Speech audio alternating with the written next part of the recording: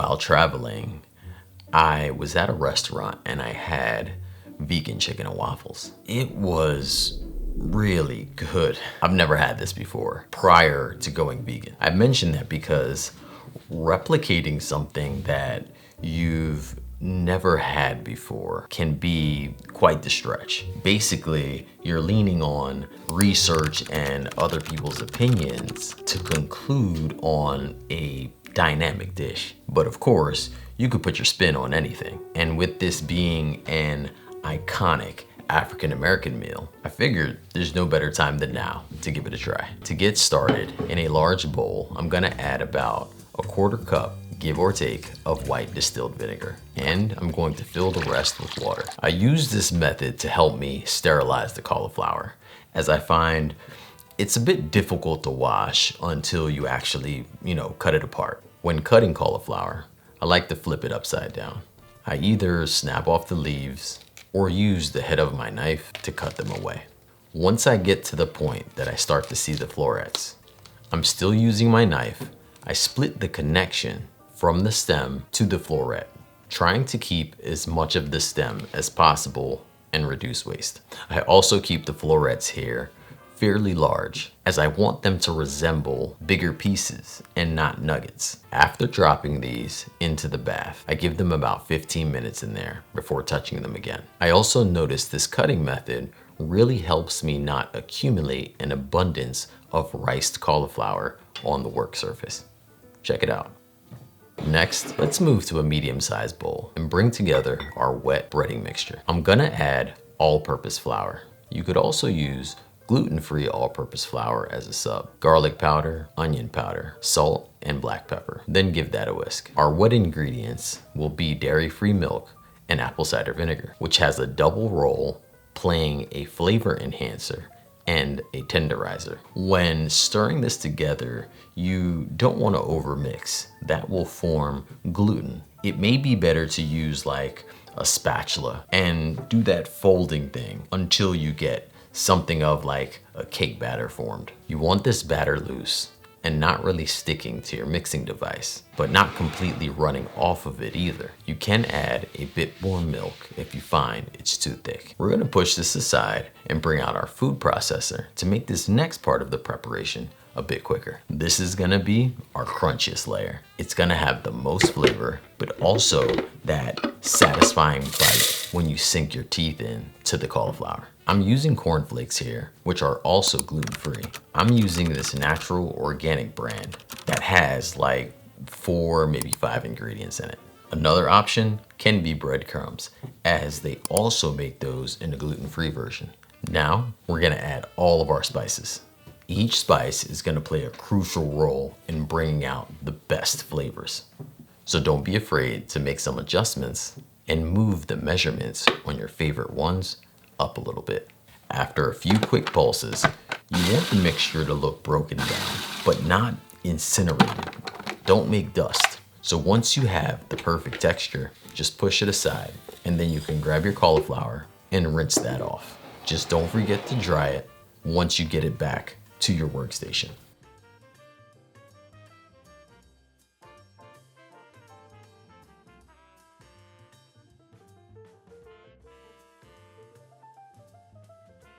For your station, set it up however is comfortable to you. This setup feels pretty streamlined to me. It works to keep my mess at a minimum, and for me to also be able to kind of do this on autopilot. Starting with my cauliflower, I dip it into the wet mixture, doing my best to submerge it and get it fully coated. When raising it out the batter, I shake it a bit to release any excess. Then I'm dropping it right into the crunchy stuff. I will either roll it, toss it, shake it, or even just sprinkle it all on top of there. Moving each piece through this specific process, ending at the baking tray until I'm done. Okay, so I'm planning to bake these. For the best results, you definitely want to fry it. Frying them will give you the most authentic crisp and texture. To keep mine a bit more on the healthier side, I'm choosing to bake it to help reduce the amount of oil. This way, I can save my oil-bearing days for when I'm out and about at a restaurant and I'm not cooking for myself. Now that we have that going, there's no doubt that the waffles are calling our name. This whole dish is completely about the crunch, the whole hard shell, soft interior kind of feel. Since the batter comes together fairly quickly, we're going to preheat our waffle maker first. And I'm not certain if this specific waffle maker is still in existence, but if so, I will link it in the description for you. It makes some pretty monstrous waffles and has the most incredible, thoroughly cooked waffles as well. In a large bowl, I'm gonna start out this time bringing together our wet ingredients to make something like a buttermilk mixture. At its simplest form, that would be dairy-free milk and apple cider vinegar. But since we're looking to have some additional flavoring, we're adding in some sugar, salt, and vanilla extract. Okay, so we're gonna mix this together and let it sit for roughly about 5 minutes. And depending on what kind of dairy-free milk you use, you'll see some noticeable curds within the milk. Lower protein milk won't have that much of the same effect. But regardless, all plant milks work for this recipe. Next, we want to sift our flour and baking powder into the wet mixture. This part of the process will help separate the flour and keep the batter nice and fluffy.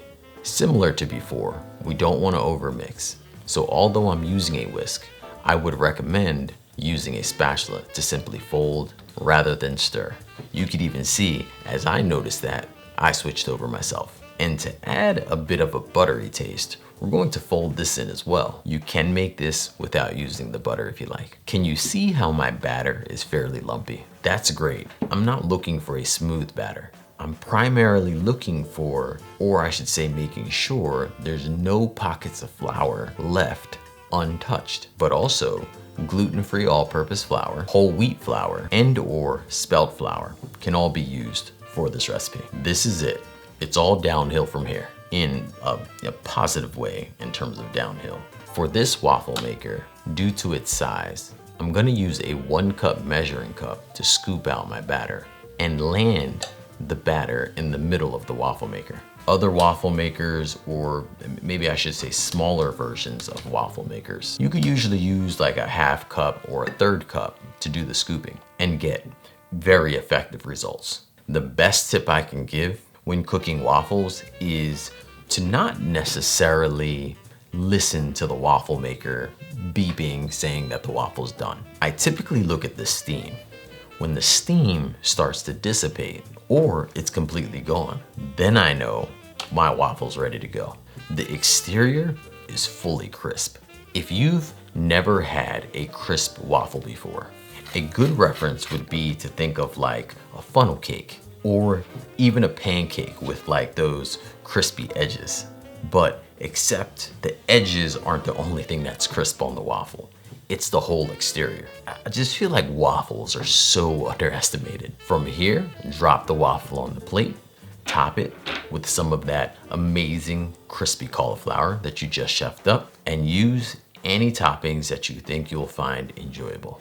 Syrup, hot sauce, pickles, some type of just amazing sauce you think. This recipe is so enjoyable and easy, but while it may not be a weekly thing for me, every 2 weeks or once a month, I could definitely see me diving into this. This full recipe can be found linked in the description, or you can head right over to my website, makeitdairyfree.com. If you tried the recipe, let me know. I mean, let everyone know. Drop it down in the comments. Thank you so much for watching.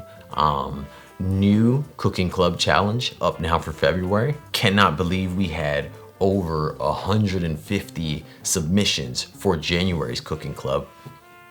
Oh, and don't forget, believe in good. Peace.